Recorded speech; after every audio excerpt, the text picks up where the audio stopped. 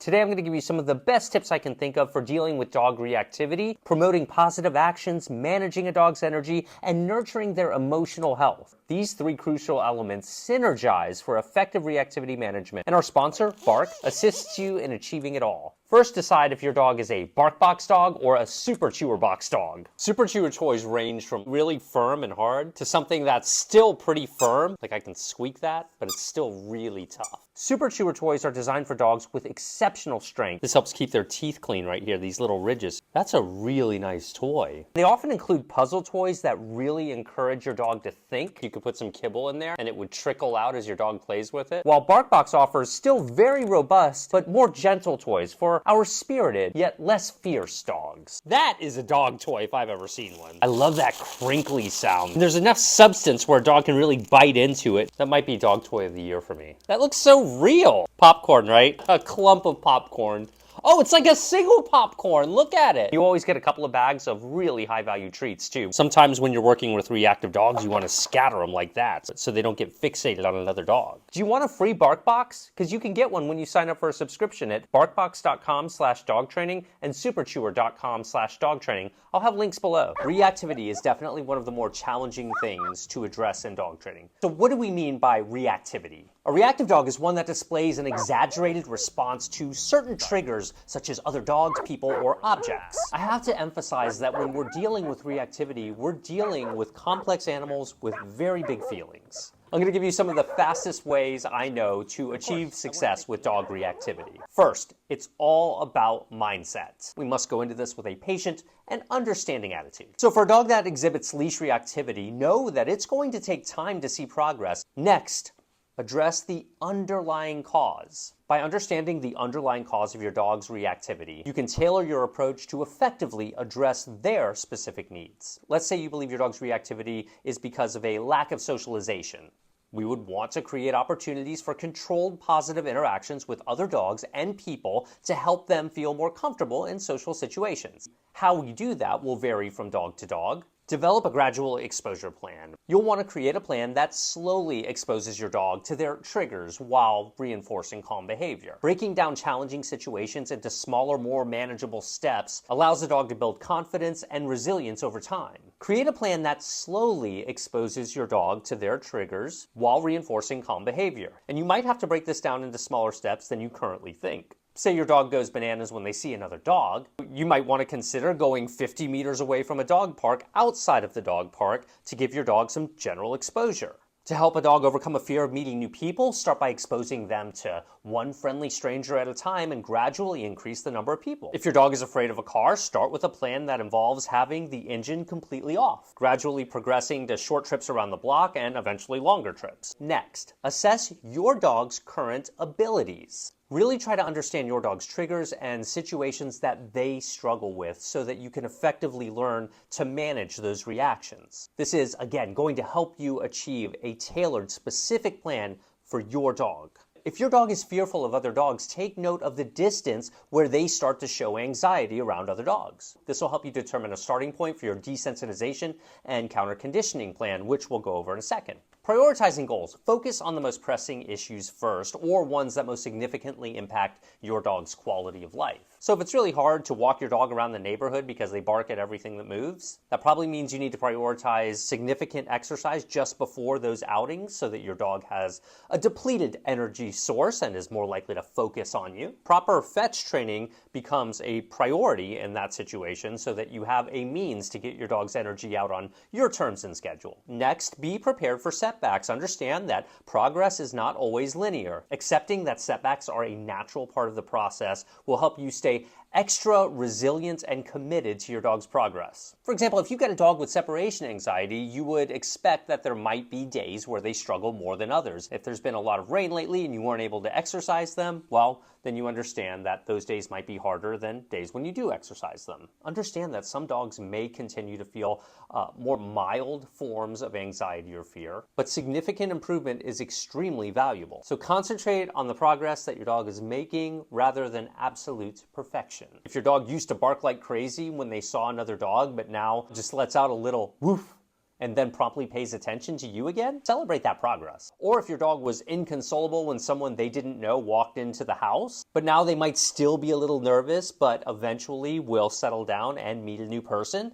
that's progress. Next, acknowledge your personal limitations. Recognize your own constraints in terms of time, resources, and expertise, and adjust your expectations as needed. For example, if you have limited time due to family or work obligations, consider enlisting the help of a partner or a family member, and just make sure that you're really on the same page and have the same goals and are willing to be very consistent. My next tip is to look for opportunities to reinforce calm behavior. There's a lot of power in this one. Reinforcing dogs for remaining calm in mildly challenging situations can go a long way towards helping you make progress. You're doing great. And see, there's a dog barking. I'm gonna keep moving, no need to stop, because we know he's sensitive to dogs, and that's really good. And consider using a variety of things to reinforce that calm behavior. Sometimes it can be play, sometimes it can be food, sometimes it can be further access to the environment, or other things. Whatever your dog values. Let's take the example of a dog who feels anxious when riding in a car. You might want to consider giving them something like a really good dog chew or a treat dispensing toy that can keep them occupied while you drive around the block or take short rides, or just let them enjoy the chew in a parked car, depending on where they are in their training. Next, make sure you understand counterconditioning, which is a really simple concept. It's where we actually go through the effort to change our dog's emotional response to something that might cause them anxiety. We can actually do that. For example, if you're out on a walk and you see a dog way in the distance, make sure you bring like extra high value treats for those situations. It is completely normal for dogs not to take even really good food if they're over threshold or overwhelmed by a situation. That's why we have a strong emphasis on distance. And over time, we modify those distances accordingly as our dog's emotional state varies. Another great example of counterconditioning, you've seen me do it on my channel several times. Let's take the vacuum cleaner. Before you even turn the vacuum cleaner on, you might touch it, give your dog an amazing treat,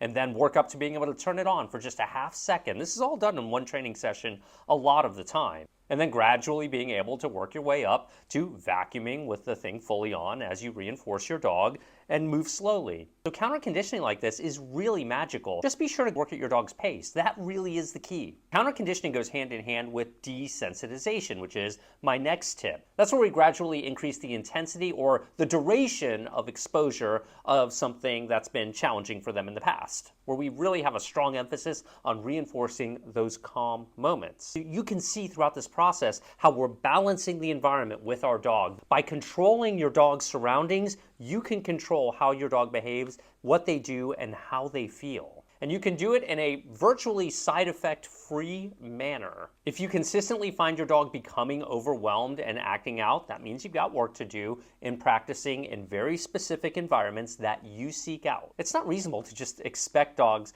to be good because you have the expectation that they should. Dogs are complex animals that need to understand this world and make sense of it. An example of desensitizing your dog, let's say your dog was scared of young children.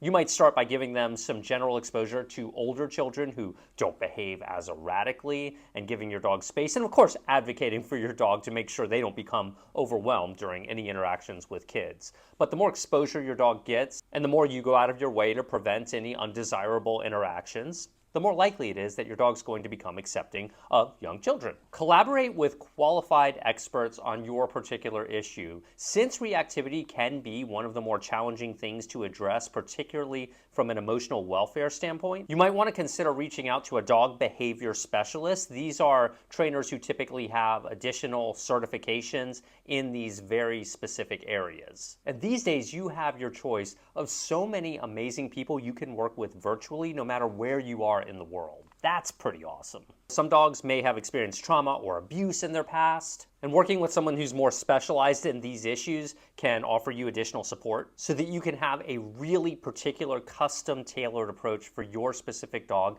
and their situation. There is no one-size-fits-all approach in dog training. However, don't take that to mean that aversive dog training methods are sometimes necessary. Many aversive dog training methods have been strongly correlated with creating other undesirable things in our dogs' lives. When we use these more intelligent approaches, we're not creating other issues. So it's a very streamlined way to look at resolving reactivity. My next tip, monitor your dog's body language. Understanding their body language is essential for trying to make sense of how they are feeling emotionally so that you can address the root cause of their reactivity. For example, if your dog is showing signs of fear, such as flattened ears or a tucked tail, or they're licking their lips, or you're seeing more yawning than you would normally see, these are all signs that your dog may be feeling uncomfortable. This doesn't mean you're doing anything wrong, just take it as information so that you can gain a better understanding of how your dog might be feeling. But some of these body language signals are pretty subtle, so you might be overlooking some. Try to really study your dog and understand how they behave in a variety of contexts. My next bit of advice would be to become a master at managing your dog's surroundings and their environment. By doing this, you're reducing the odds of having unintended trigger events that are likely